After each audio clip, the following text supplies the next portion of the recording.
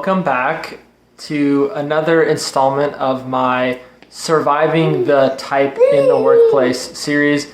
This time the type is my wife, the ISTJ. She's graciously taken some time to help me with this. So we're going to chat about how to survive working with the ISTJ. And it will be markedly different than the surviving the intj. The functions are very similar, but I think the way they manifest are quite different. The first thing you'll notice in similarities is probably with TE.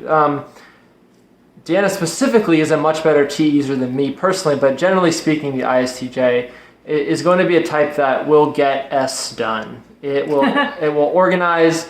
They will figure out what the best plan of action is right away, very quickly, and move forward that way, prioritizing as they go and rearranging as needed to finish a project or like long-term projects and then short-term day-to-day projects. Yeah, I mean, you can give me a checklist and I will chip away at that checklist. And not only, and I don't know if this still has to do with TE or not, you can chime in, but not only will I chip away at that checklist, but I will make my own checklist, right? Like even, let's say all of it's done, I won't just sit there and twiddle my thumbs and like wait for someone to give me something to do. I will be like, all right, well, I could do this, I could do that, and just like, I'll make my own list of things to do. Yeah, because likely so that someone else who's in charge of them will have not their priorities exactly as straight as the ISTJ does. So they'll be like what they've told me to do, but what's actually important here. This is the most efficient way forward. Would you voice this opinion? Would you say like, well, I know you wanted me to do this, but what I actually think is that this is more efficient and we'll get it done faster. Would you say that? I guess it depends on how comfortable I am with the person, because I don't know. I don't think I'm very, like, I feel like some people are bulldozers, like where they're just like, no, this is what we're doing, and they just like take off running. And that's not necessarily who I am. I think I'm more, it's hard to say, like, I am sort of an individualist. I don't like to be like a team player. Yeah. Like if someone, if I went into an interview and they said, are you a team player? I mean, I'd probably have to lie, because I'm not in the traditional sense. Like, I want my tasks to do, I'm going to do them. I can show other people how to do them. And so if someone gave me the free reign of like, Deanna, what do you think we should do here? Then yes, I would be like, this is the most efficient way. Or if I've known you for a long time and I'm comfortable with chiming in on, like, if we are in some sort of session of trying to decide what the best way is. But otherwise, I don't even want to be in the room with these people talking. Like, I want to just be like, give me my stuff to do. I'm going to go do it by myself. Yes. So. Yeah, and you're really good at essentially give me the framework of what I need to do, and I will go do it. I don't need my hand held at all. There are certain things where SI comes into play, specifically for you, but I'm sure other ISTJs listening will resonate with this, which is something like a tool like Excel. You have a template that works. It's always worked. It's locked in. It's refined perfectly. And then you come into a company or you have someone else give you theirs. You're probably going to go, no, this works. I know that it works. It's proven to work. And then you'll try to slowly, depending on what kind of power you have them adopt your template because you know that it works. Yes. Okay. Should we pause for a second?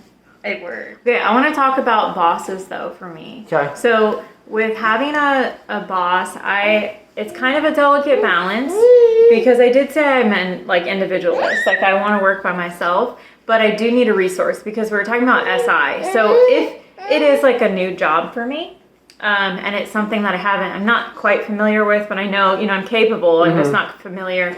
I need my boss to be a resource. I need them to be available. I need them to pick up the phone when I have a question. If it's brand new, I honestly do need someone to handhold me 1 or 2 times. Right. And then after that, leave me alone. Right. Let me go do my job, but be there if I need you so I can call you. So the worst boss for me would be a micromanager. Right. So they might think they're helping by checking in on me all the time.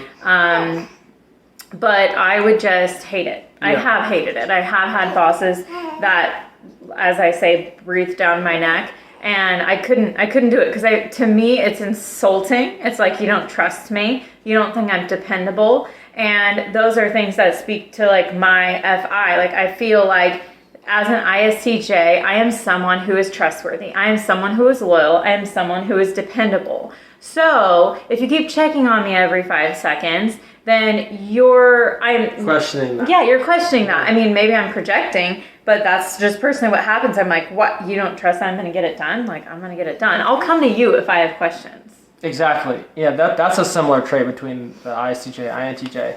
One thing I want to talk about is your FE is something that we've spoken about at length, and I think you've done a lot of good work there.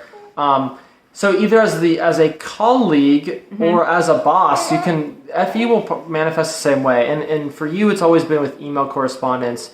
And it's also in terms of feedback. So ISTJ will probably give feedback about how well a job has been done, but it will not be likely about you, the person. It won't be like, you've done such a great job, you've helped the team so much. It's not going to be that. It's like, your work is excellent, there were no errors. Well, okay. Part of it comes from, I feel like it's like, you've done what's expected of you, why should I praise you? That is seriously where it starts. Like, if we're going to talk about my underdeveloped FE and then how it has developed, that's where it started. I mean, it's back even in high school and college. When I got straight A's, that was like baseline. Like, that's what you're supposed to do. Like, when people graduated high school, I was like, why are we celebrating this? Like, this is baseline stuff, you know? So that's how I feel or felt, I guess, before you've coached me up, is, you know, I was very robotic. I kind of like take it insulting that you always say the ISTJ is a robot, but I mean, it's obviously memes are true for a reason, right? Yeah. So like, yes, I would send an email and I had a formula. I still kind of do of, you know, hello, this needs to get done, thanks. Like, that's just like literally how I would send an email. And then you worked with me and you're like, okay, how about we start with, instead of thanks period, let's change it to thanks exclamation point, you know? And I've read a ton of books. I mean, I should say I listened to books. You don't really count it as reading.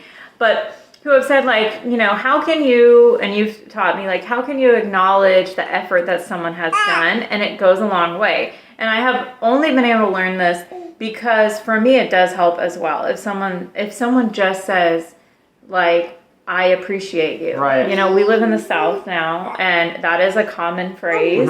We appreciate you. And we do. Yeah. So I've learned that I can't assume people know that I appreciate them. And so if I can just acknowledge and say, like, hey, I know this was like a time crunch and that must have been tough for you to get done.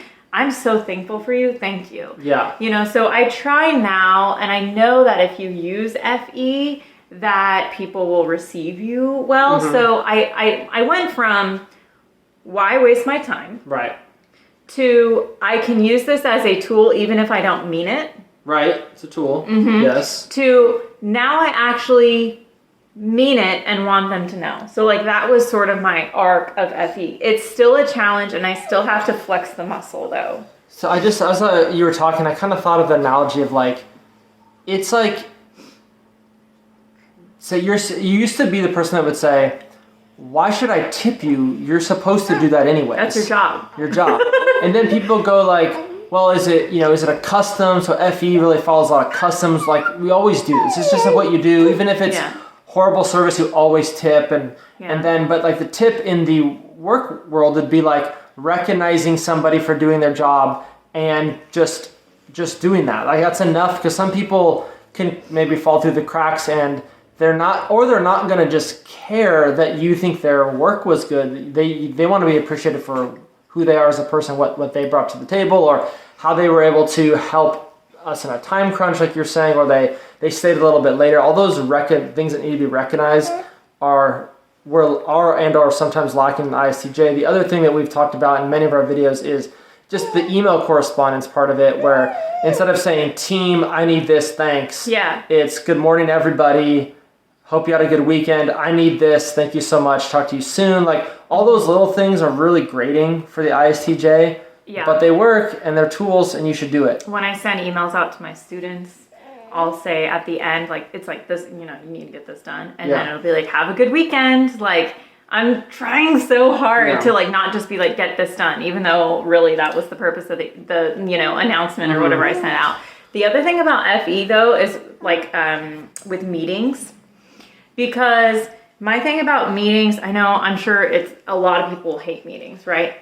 There's probably a lot, not just ISTJs. I'm not just saying only ISTJs hate meetings, but I don't really care by default for camaraderie or like harmony or all of us getting along and all of us reaching a conclusion that we can all feel good about. Right. So my difficulty with people who do care about camaraderie and harmony is that it takes too much time. And because as an ISTJ, I really care about efficiency, and I'm constantly in meetings thinking like, when can I leave so I can actually go do things? Like my TE comes out, right? Yeah. So what happens is I end up taking over in a sense of like, I'm going to run the agenda. Here's the agenda. I'm giving you 10 minutes to discuss your topic, and then I'm going to time check you and say, okay, anyone else? All right, done. And I move it along, because if the meeting was run by someone who really cared about harmony, the meeting would be a 3-hour meeting. Yeah. And when it's a 1-hour meeting, which is still grating for me as an ISTJ, that's what I have to do is I have to go, okay, I'm the agenda person, 5 minutes per topic, let's go. Yeah. And it's funny, people think it's not endearing. It's annoying, I think, to the people who are harmony people. They're like, but we're trying to like really accomplish things. And I'm like, no, but really accomplishing things has to do with the time on the clock too.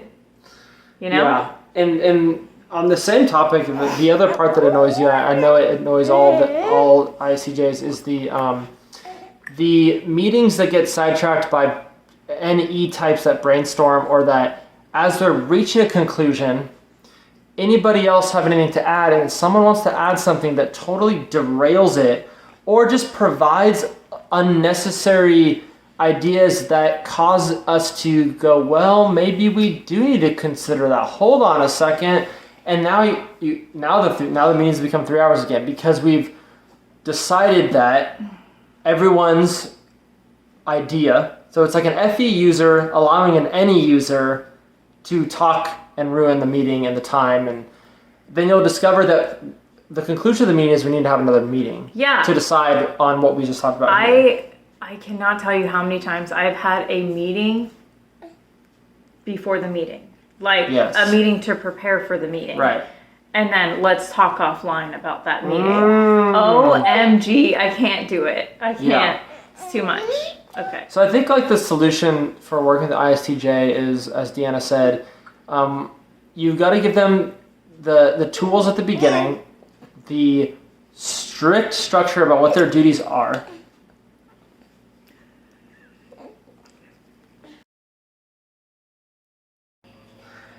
As I was saying, before we were rudely interrupted, so basically, if you're going to work with ISTJ, hold their hand at the very beginning, give them the very strict rules of what they need to do, what their duties are. Yes, I need the boundaries. Show them how to use the tools if they don't know how, and then leave them alone.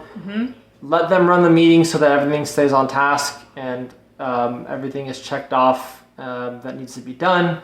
And be there for them, answering the phone, answering emails. Don't have them chase you around to try to get a response, because that will be horrible for them. Yes. So in summary, I would say that if you're an ISTJ's boss, then give them enough examples of how to do things so that they can develop the SI, and then let them move forward. Just be there for them if they have questions. So if you're the boss, that's kind of how you would treat them. If you're a coworker, be a straight shooter. Appreciate their efficiency. If you have something that you're trying to make more efficient, ISTJs would love to come up with a new process, as long as you give them the reign of like, here's a tool you already know, Excel, for example. I need you to design, a spreadsheet that will show X, Y, and Z. And if you let them do it and they already know Excel, they'll be nice and happy to do it, So use them. I just say use them for their strengths. Their strengths are the efficiency. Their strengths are not harmony and camaraderie and brainstorming. Yeah, and one more thing that I want to say, you can cut this out if you want, is that I don't know if this has to do with FE or not, but I am super naive and I cannot like understand jokes. So if we're in a meeting and someone is making a joke and someone says something that's totally ridiculous, I will literally just be like, are you serious? Because I won't know. I won't be able to tell if you're kidding or not. So that has to do with one of my weaknesses as well. So that's why I need you to be a straight shooter with me. Like, I actually get very mad when people start messing around with me, and because they think it's funny like that. I just will believe anything you say to me. Because I'm a straight shooter, so I expect you to be a straight shooter back. Yeah, they could get taken advantage of by like types of joke all the time, or aren't serious, or like to make up the truth, or like to kind of embellish. They won't understand that person's just kind of like embellishing or making a joke or teasing them. That could be something that could come across as like, oh, that person's so mean, they always tease me, or they always make like deadpan humor isn't really good for the ISTJ, because they will, if you say it in a certain way but you actually are joking, they're not going to be able to get that nuance there. So for those that know ISTJs or work with ISTJs or ISTJs themselves, what was accurate here? What would you add to this discussion? Thank you so much for watching. Aiden says bye. I tried to live without you. Just can't get you off my mind.